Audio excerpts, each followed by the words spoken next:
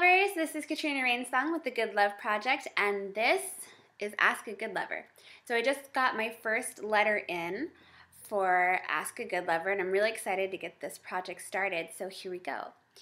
Our first letter comes from Joe, and Joe asks, Dear Good Lover, my girlfriend has always enjoyed giving head, but recently she says that I've been starting to taste a little bitter.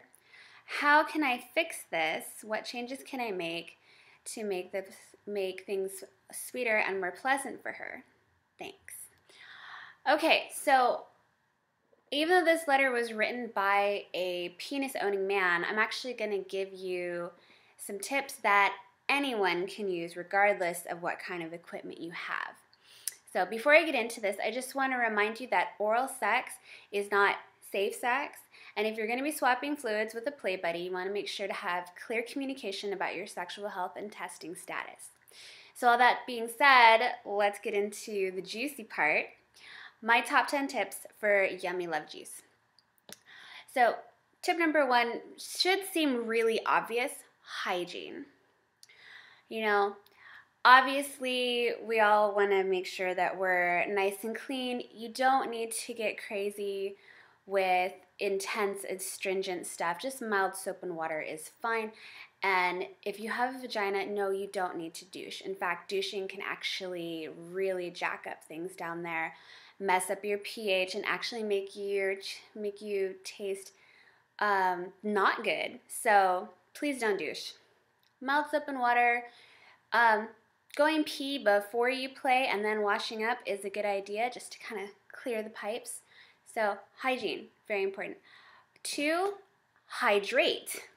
Staying well hydrated is really good for you, of course. You know, we're always being told that we need to be drinking 8-ounce glasses of water a day, or half our weight in ounces in fluid a day. Whatever rules you go by, hydration is really important. When it comes to sexual secretions, though, hydration actually helps to thin out your secretions, so it makes the taste more mild. And it also helps, staying hydrated also helps to keep toxins in your body moving. So this is your internal hygiene. It also, remember, for those of you that have penises, for semen, hydration affects the consistency. If you're really dehydrated, your cum is going to be thick and gooey and stringy. It's not fun to have in your mouth. However, if you're well hydrated, well hydrated cum is creamy and smooth and much more palatable. All right, tip number 3. This is one you may not have heard of yet. Chlorophyll. Chlorophyll is a natural internal deodorizer. So rather than covering up odors and tastes on your body topically on the outside by using, perfumes and oils and flavored lubes, you can take chlorophyll and it will actually neutralize odors and flavors from within your body. You can get chlorophyll in pill form. You can get it in liquid. I actually put liquid chlorophyll in my morning smoothies. Chlorophyll also has a ton of other health benefits to it. So, just Google chlorophyll health benefits and you'll see all the other reasons that chlorophyll is great for you. You can also get chlorophyll from, dark green leafy vegetables and the like. But it's really helpful, and it keeps everything tasting really nice and clean. Number 4, probiotics. You're going to notice that a lot of my tips are nutrition based, and there's a reason for that. Like happy body, happy healthy body, happy healthy genitals, and often vice versa. So number 4, probiotics. Probiotics are good bacteria, and they help keep your internal pH balanced. This is especially important for vagina owners. So you can get probiotics in foods like kefir or yogurt, or if you're living non-dairy, you can try apple cider vinegar, kombucha, or fermented foods like kimchi.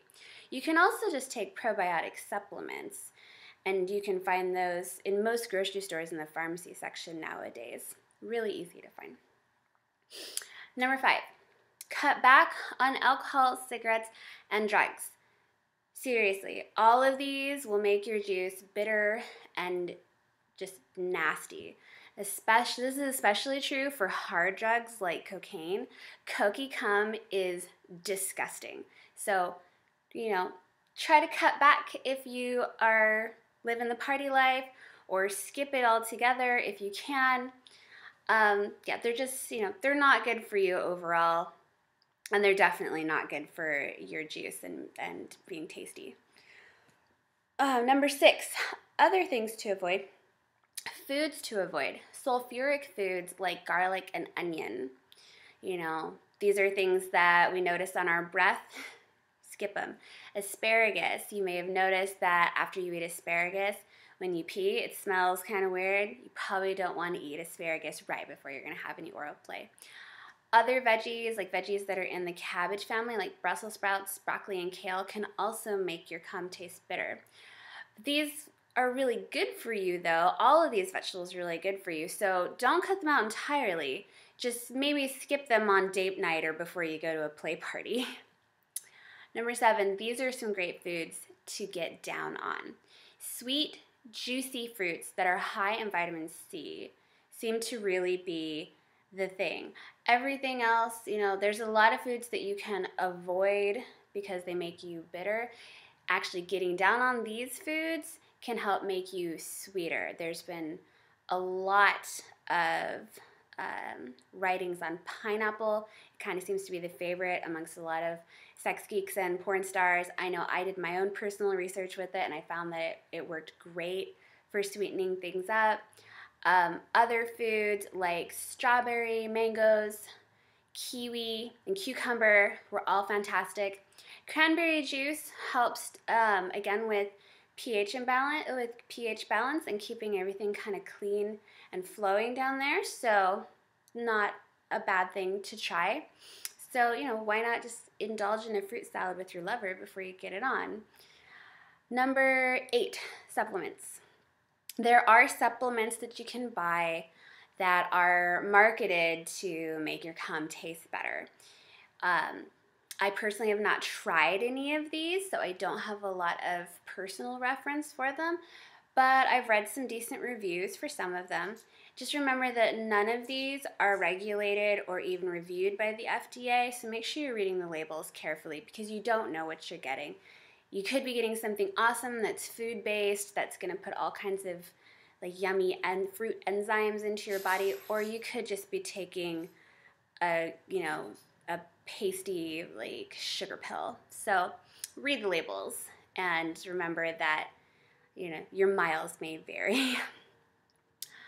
Number 9. Now this is my own personal theory, but I have this personal theory that bitter people taste bitter.